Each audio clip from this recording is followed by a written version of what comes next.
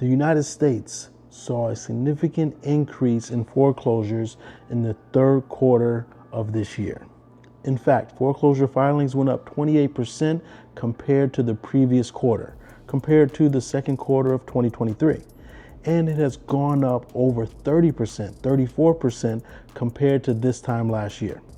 I don't have to tell you that we are in a significantly different economic time than it was a year ago or 2 years ago. In the past 2 to 3 years, we've seen inflation skyrocket. We've seen the Fed increase the federal funds rate the fastest it's ever done in the history of the United States.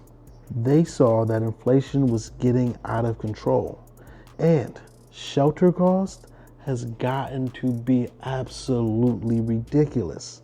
Home prices in America went up over 30% and in some places over 40% compared to pre-pandemic levels. Now, you're gonna see a lot of videos scaring you with these foreclosure numbers. They're gonna harp on the fact that people overpaid for their home and could not afford it. Well, in actuality, they could afford it at the time, but we're going through what I like to call a rolling recession. Not just me, very smart economists call a rolling recession, where GDP actually went up almost 5% recently, but different parts of our economy is going to suffer at different times. So we may never officially go in a recession where GDP is negative, but different sectors of our economy will go through recessionary periods at different times. So if you're an employee and your sector of the economy is going through a recession, then no, you can't afford your home right now. But that doesn't mean you could not afford it when you got it. I find it ironic that when somebody gets approved for a mortgage and based on the numbers and the credit worthiness, they can afford it then. But when they have to get foreclosed on, people say, well, all these people could not afford the home to begin with. That's not the case. They got pre-approved and the numbers show that they could afford it then. But they don't make the same assumption when somebody goes to rent a property. They fill out the application, they get approved because their finances show that they can afford it. When they get evicted, they don't go say, well, I guess that landlord should have never rented it to them because they couldn't afford it. No, because at the time, the person that bought the house or the person that rented the home did so, they could afford it. But due to job loss or some other catastrophe, their circumstances have changed and now they cannot afford to make that monthly payment. I just find it weird that we are quick to say people that going through foreclosure could never afford that home to begin with, but we never say people that get evicted or fall behind on their rent could never afford that rental property to begin with. Now going back to the numbers. Foreclosure filings, that means people that are 90 days late on their mortgage payment, are up 28% compared to the prior quarter and up 34% compared to this time last year. Now, this is what I foresee happening. While foreclosure filings are up, that's not a good thing. That's not a good thing.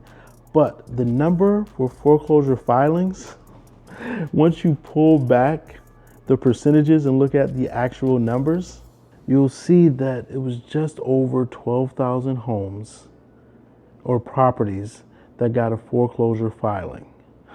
Now, that makes me laugh because do you understand there are millions of single family homes in the United States? Millions. And these people are making a big deal because foreclosure filings are just now getting back to where it was at pre-pandemic levels. Now, we cannot compare that at all to the Great Recession, because during the Great Recession or the Great Financial Crisis, you had anywhere from 5,000 to 10,000 foreclosure filings every single day.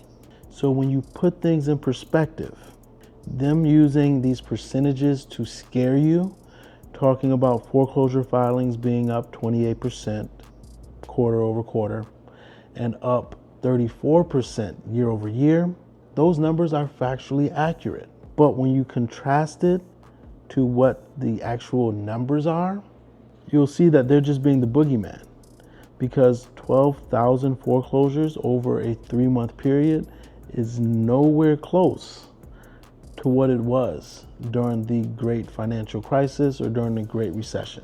Now, as we go on to finish 2023 and go into 2024, you will hear about more people falling or becoming delinquent in their mortgage payments. Why? Because, as I mentioned earlier, it's a rolling recession. Different parts of the economy are going to be impacted at different times. But that also means that different parts of the economy is going to recover at different times. But what I do not get is that while these people are harping on this foreclosure data, they're also mentioning housing affordability right now in the same breath. You see, if somebody's in foreclosure, chances are they did not buy their home this year. That means they had their home for at least a year or more, and interest rates during those times when they bought the home, chances are, was significantly less than they are now, and their monthly payment would have been significantly less than somebody buying a home right now.